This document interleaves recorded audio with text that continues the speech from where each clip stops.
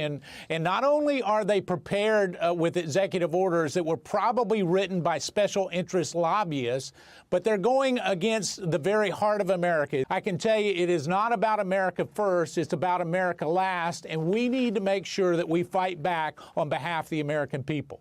But what we need to make sure is that we challenge it at every turn. We've got a number of Trump-appointed justices in office that need to uphold the rule of law and ultimately give this authority back to Congress where it belongs.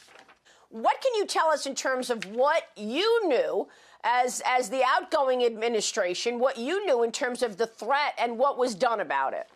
But we also know this. Help was offered multiple times, not just in January, but throughout the summer with the D.C. mayor saying that the president stood by willing to offer National Guard assistance, other assistance, and often, in fact, every time was rebuked and said, no, we can go it alone. And so they do need to get to the bottom of it, and hopefully we'll see that in the very near future.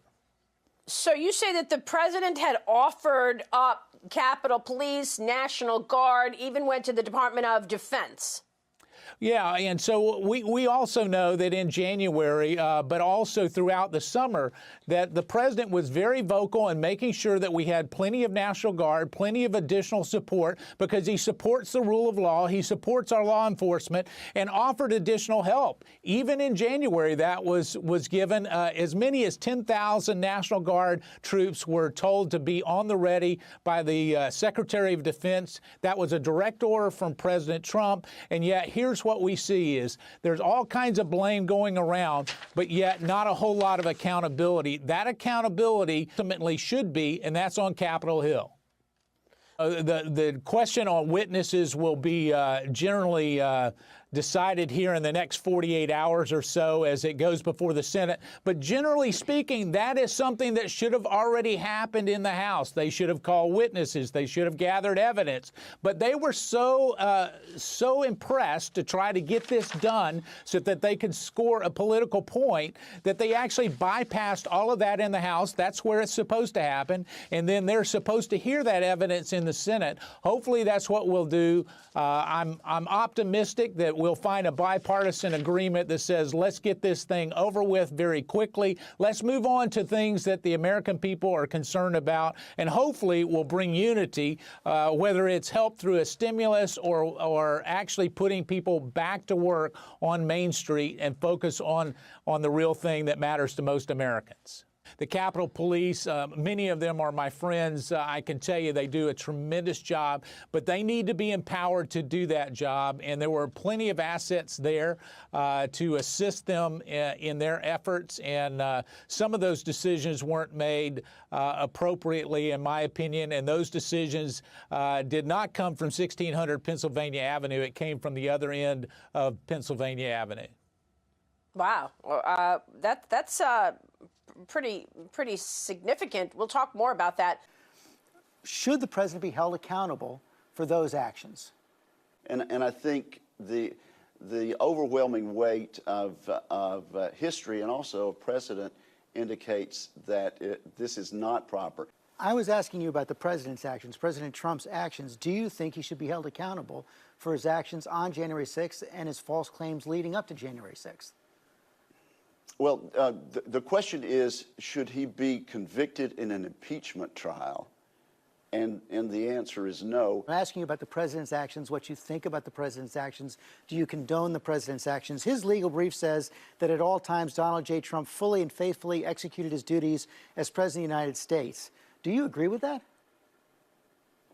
The charge, George, in the impeachment, in the one article impeachment, is that he singularly incited a riot to invade the Capitol, and I do not think that will be proved in the trial, no.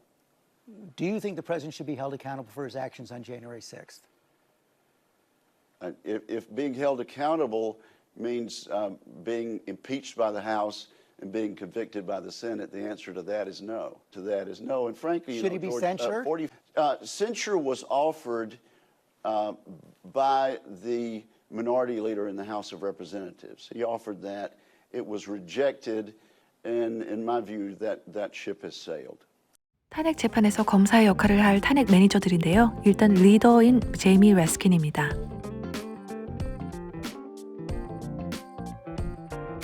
그리고 다이애나 디겟 콜로라도 연방 하원 의원,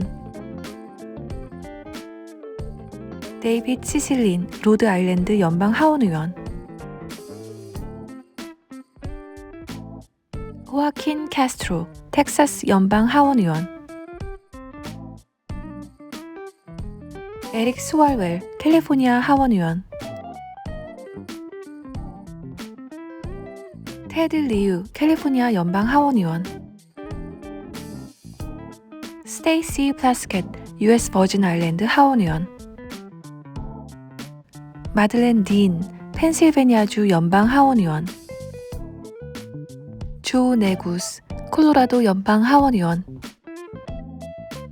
그리고 트럼프 대통령 측 법무팀의 대표 변호인들은 데이빗 쇼과 브루스 캐스터입니다. 탄핵 재판이 이제 이틀 앞으로 다가왔는데요. 어떻게 방어할까에 대해 의견이 분분합니다. 여러분은 어떻게 생각하세요? 헌법적으로 탄핵이 성립할 수 없다는 점을 강조하시겠습니까? 아니면 나바로 리포트 같은 강력한 통계를 무기로 선거가 fortify, 요즘은 fortify라고 하죠. 그렇게 됐다고 주장하면서 방어하실 건가요? 둘 중 어떤 전략이 트럼프 대통령에게 유리할까요? 이틀 후면 알게 되겠죠? 기각으로 끝나면 제일 좋고요.